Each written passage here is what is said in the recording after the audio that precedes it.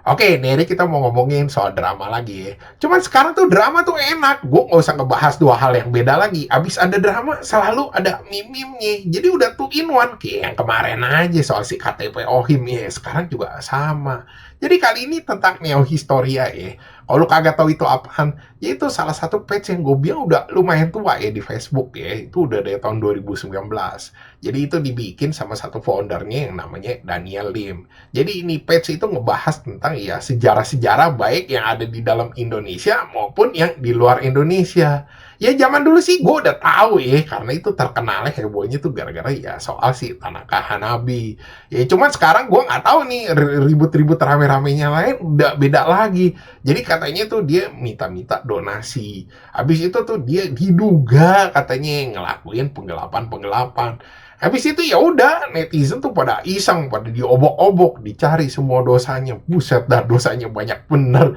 Nah, yang pertama masih tentang Tanaka Hanabi. Jadi Tanaka Hanabi ini nih katanya penulis yang berdarah campuran, katanya Jepang sama Indo. Terus dia jadi penulis di Neo Historia.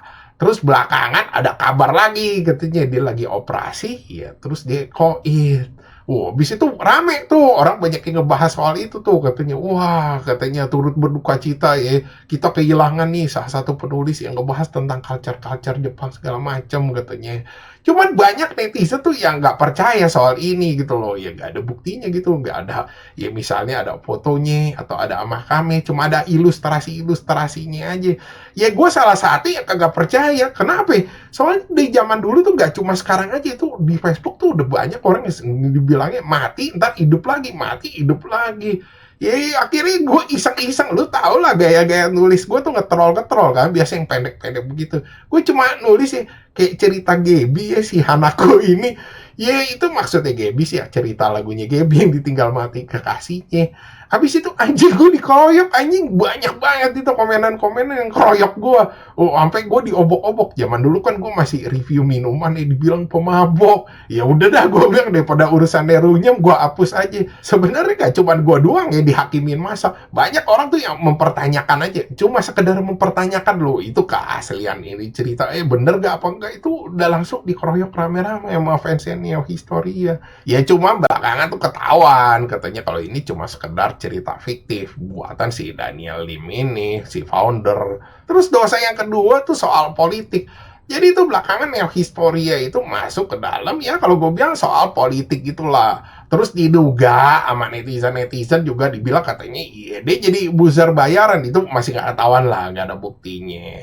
Terus ya habis itu tuh banyak orang-orang yang satu pandangan politik sebenarnya sama Neo Historia itu gak setuju Neo Historia itu jadi masuk ke dalam politik. Maksudnya sejarah ya sejarah aja. Lu misalnya lu mau bikin sesuatu gitu jangan pakai Neo Historia. Ya kalau gue bilang sih itu udah 100% gak mungkin dilakuin. Misalnya dia emang bener dibayar atau dia pengen ngungkapin pandangan politiknya supaya orang percaya, ya dia mesti pakai channel dia yang rame, nggak mungkin dia pakai yang baru-baru lagi. Ya misalkan dia bikin satu lagi yang neopolitik atau jagoan neo gitu, belum tentu rame. Karena orang Indo itu kayak gua juga, banyak lah orang tuh yang demen sama sejarah gitu loh. Kita datang buat kebaca sejarah, bukan tentang ngeliatin politik atau apa-apa gitu loh. Jadi dia bikin yang baru itu belum tentu tuh bisa rame.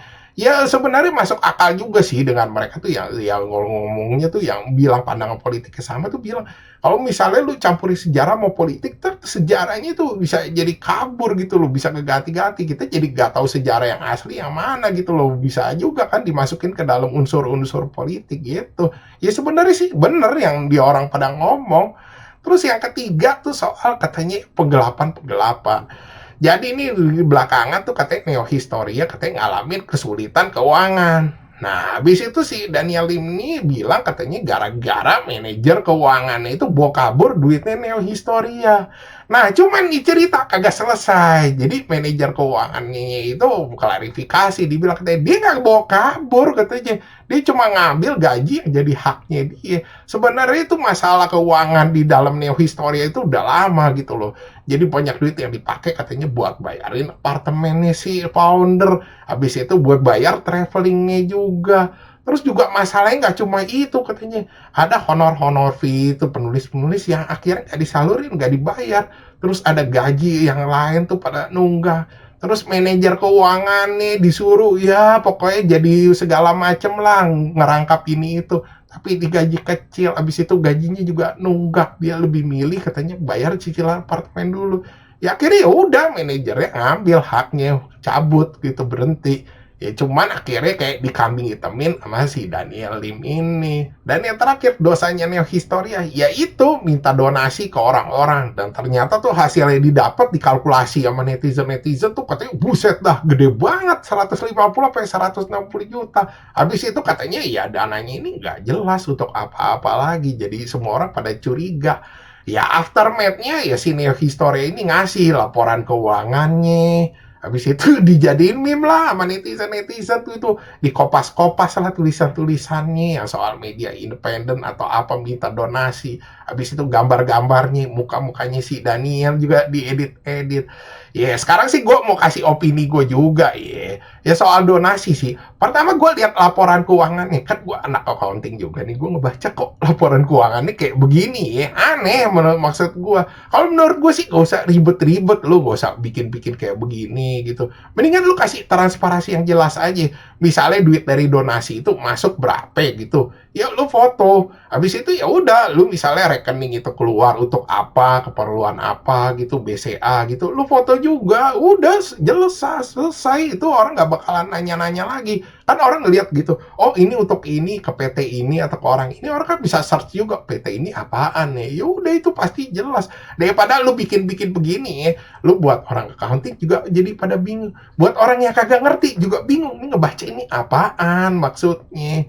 Terus kalau soal yang politik-politik ya sebenarnya sih lu kontradiktif banget gitu loh sama yang lu bilang katanya, iya jadikan itu dia tetap media yang merdeka sama independen. Sedangkan lu ngomongin politik juga. Itu kan suatu hal yang kontradiktif. Misalkan lu ngomongin suatu pandangan politik tertentu atau suatu aliran politik tertentu, itu udah pasti ngejadiin lu nggak bakal merdeka atau independen. Lu pasti keikat sama suatu aliran politik tertentu.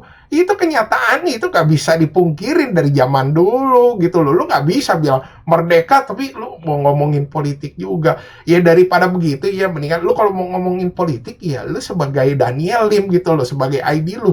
Jangan dibawa ke dalam neo historia sejarah ini. Jadi ya wajar aja orang pada resah. Tapi lumayan juga sih kalau buat gue sekarang jadi ada tontonan drama. Iya, dapat meme-nya juga. Iya, banyak lagi meme sekarang. Gue rasa orang-orang juga pada setuju sama gue jadi ada tontonan baru.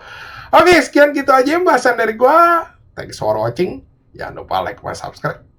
Thank you.